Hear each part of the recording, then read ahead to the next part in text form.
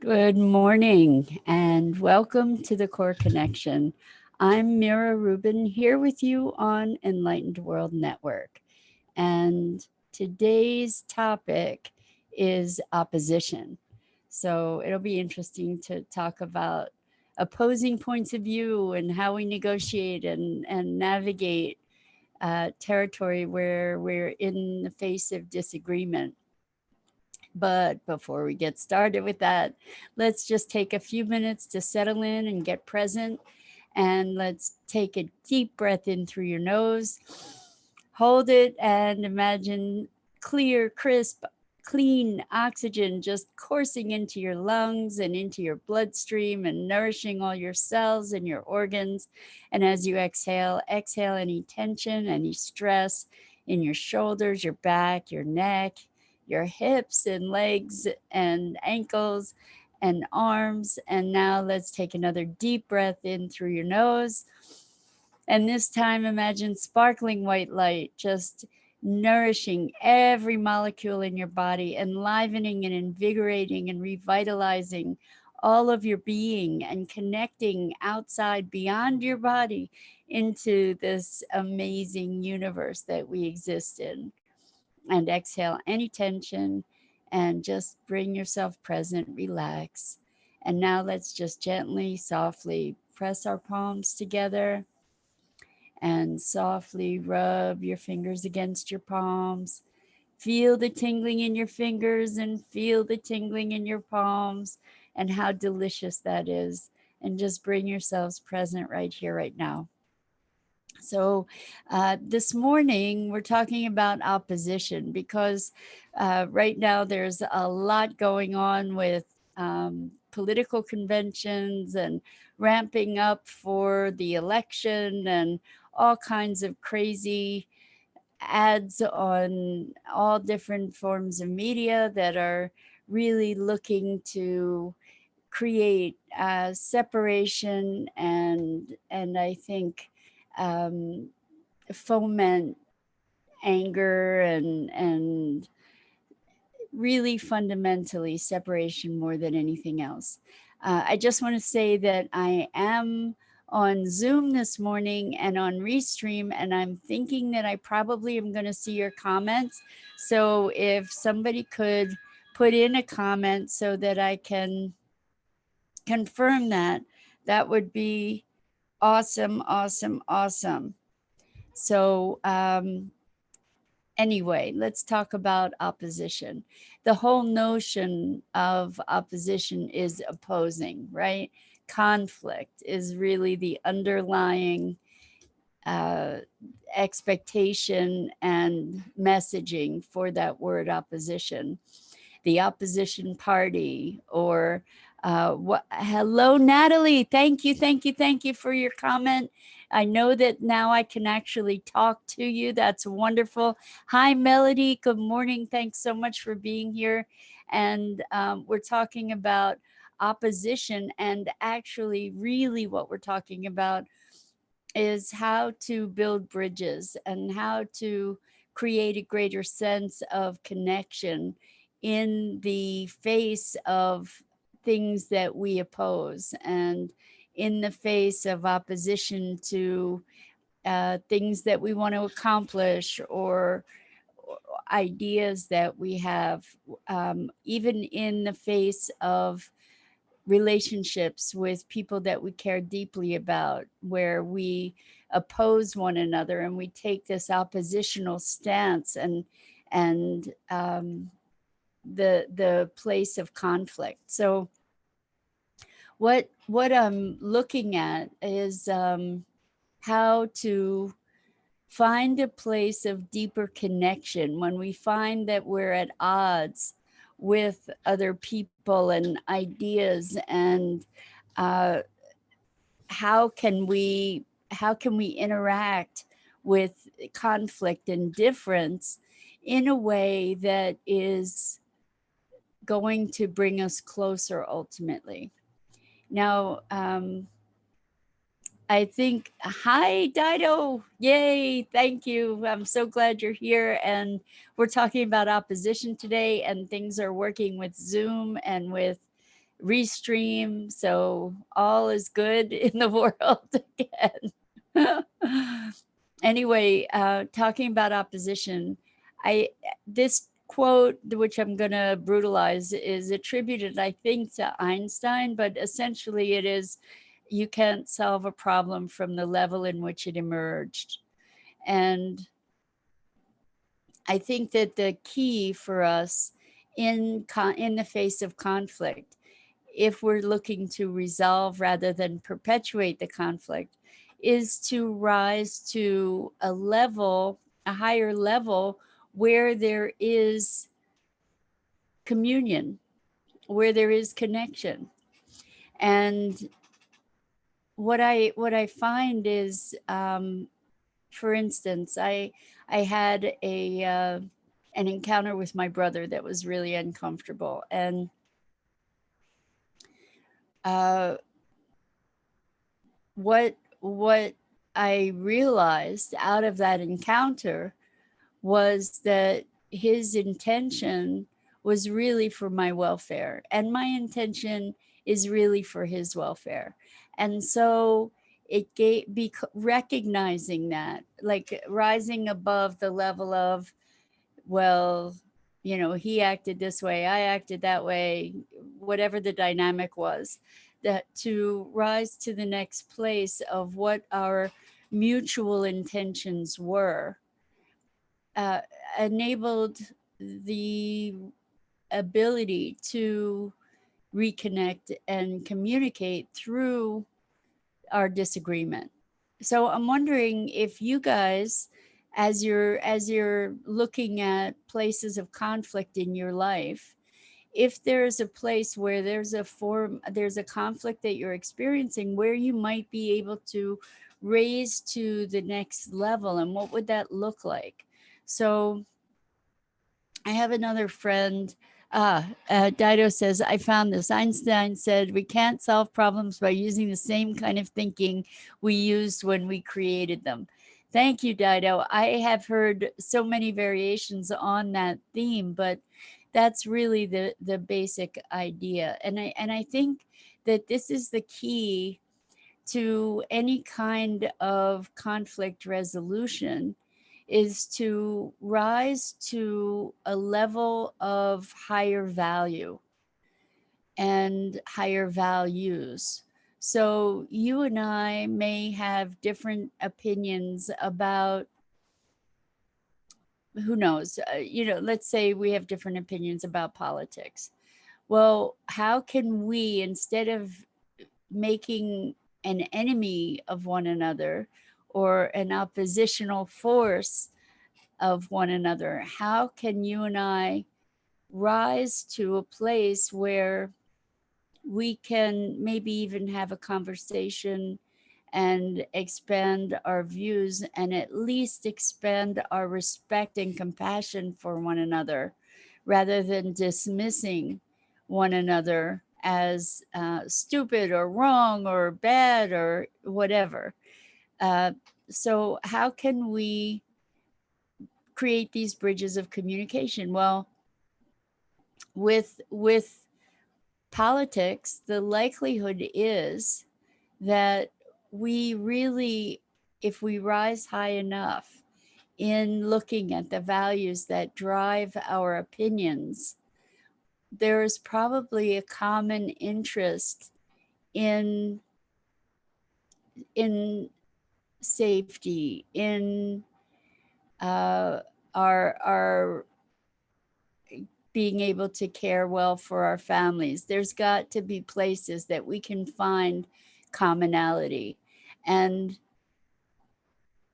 it's interesting because the tendency is to make wrong people that disagree with us, or people that don't see things the way that we see things. And I'm wondering how we might be able to collectively bring ourselves to move from this either or, right, wrong, black, white sort of climate, into one that might be more inclusive, like both and. And obviously it takes a will on both sides to be able to do that, to be able to have the willingness to detach our identities from our opinions, to explore more open-heartedly with one another. But I'm wondering if you guys have any examples in your lives where you're willing to look into how to build bridges, how to create a more um, a more connected experience. Now, and one of the reasons that I'm bringing this up is because I was reading about the conventions, the political conventions, and how um, the camps are getting more and more divisive. Really, each camp is in some way or another vilifying the people in the other camp, and I don't really imagine that we can find a place of government and law in this country without that really ultimately works without finding a way to bridge our differences instead of my side wins and your side loses. I think we're so steeped into that paradigm that it's hard to see past that. And I wonder, I think it's a time for us to start engaging in creative problem solving, creative thinking about how we might create a more unified experience for ourselves and our country with so many challenges that we're facing and so many challenges that we're facing globally. So, any suggestions, any experience, personal experience where you've been able to rise to a higher level that brought about greater understanding? I'm wondering what your experience would be, either not even the political thing, but maybe in the context of family, in the context of relationship. How have you been able to move past disagreements or differences? Um, I have a friend that I adore who right now is uh, having some challenge, I guess, with our relationship, and we haven't had the opportunity to speak through it. I'm not clear about what it is that's going on, actually. And so what I recognize is that our perceptions of what's happening are very different. And the thing that makes room for me to be able to give this person the space that they need to communicate with me is to be present to the love that I have for them, and to be inclusive in that love. So to recognize that the perceptions that they have are really their perceptions, not necessarily a reflection of who I am or of me, but of the dynamic between us that is their reflection. And to give space for whatever they're feeling and still hold the place of love for them. I'm wondering if you have had the opportunity to play in this realm where where you get to presence yourself to someone's upset with you from a space of love. It's often challenging because we all have triggers that get pressed, and we become reactive, and it really takes a lot of presence and commitment to remain in that space of love when someone is expressing their anger and it could be perceived as an attack. But the thing is that when we recognize that people's expressions are expressions of their internal experience, then we get to maybe hold a deeper space of love for them. And it doesn't necessarily mean that all situations will resolve with hugs and agreement. It doesn't necessarily mean even that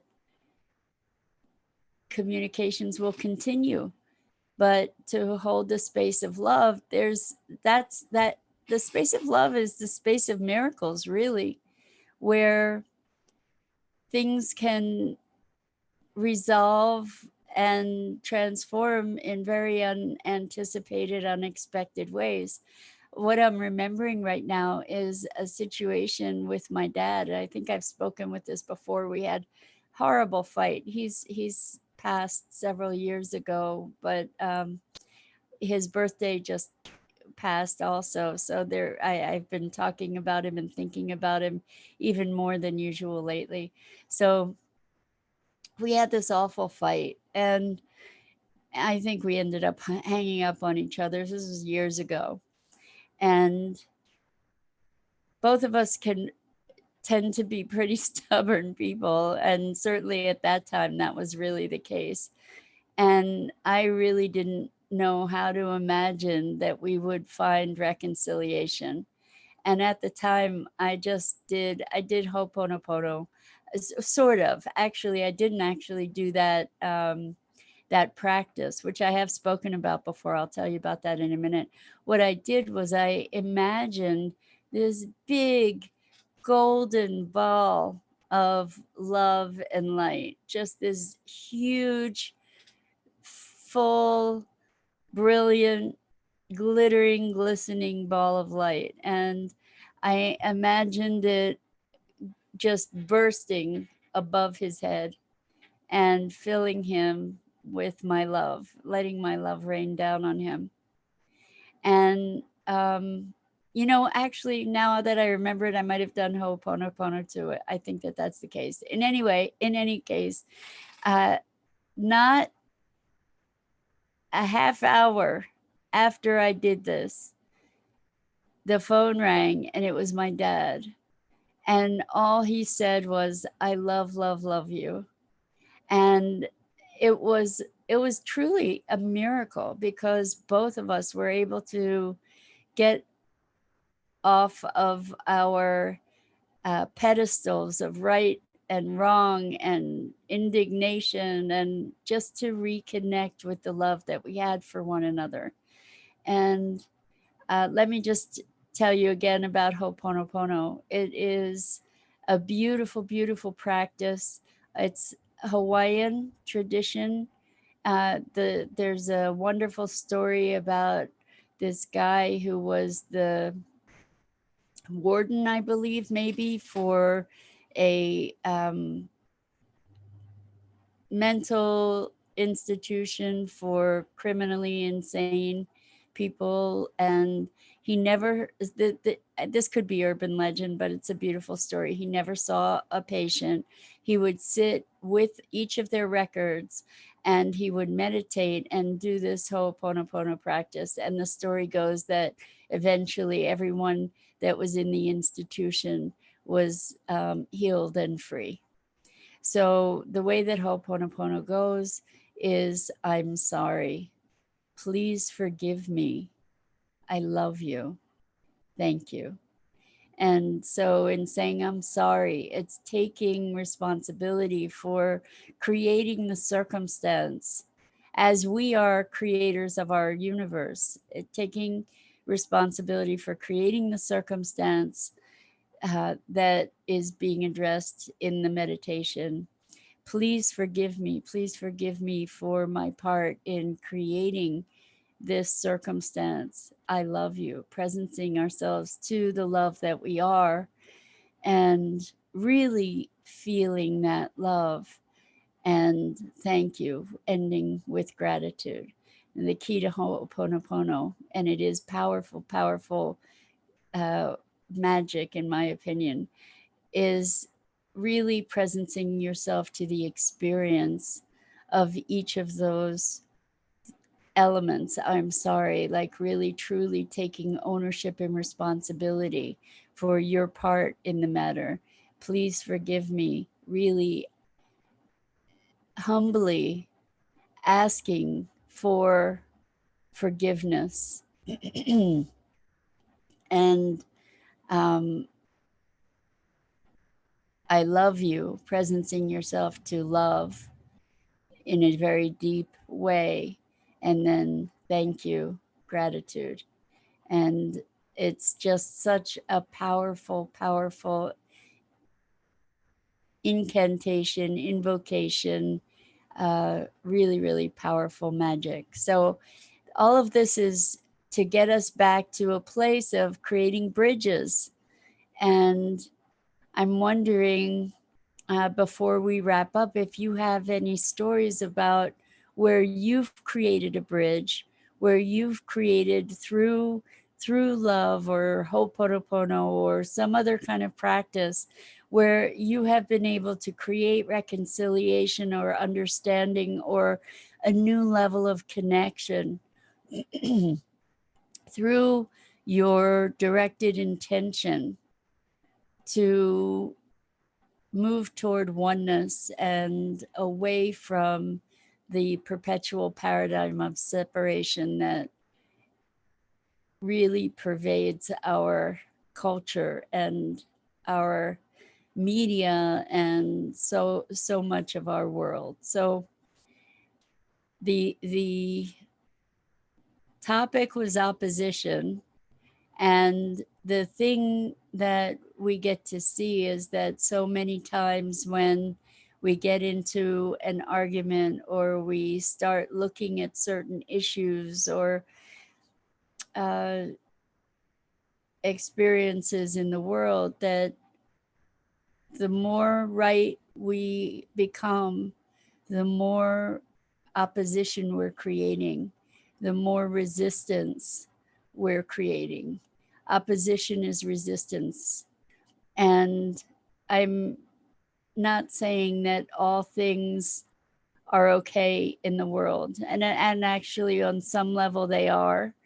But that's not typically the level that we live in. So what I'm talking about is something on the order of Aikido, which is a martial art that I have never studied. So hopefully you'll forgive me if I'm just totally misrepresenting this, but this is my understanding, is that the martial art of Aikido uses the force that's being directed by just redirecting that force. And so rather than creating opposition, like when somebody presents an idea that is not an idea that fits into your perspective in that moment, rather than saying, wow, that's a stupid idea, how about taking that energy and redirecting it and say, you know what, that's an interesting idea. What happened? How about trying it out in this venue?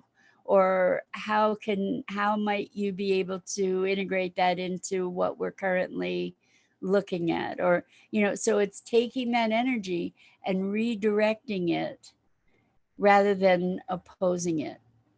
And I think that there's the opportunity for all of us to become more artful and more present in that practice of redirecting the energy that is oppositional from ourselves or from others into a dance that has much deeper grace and that leads us into communion and community and connection with one another.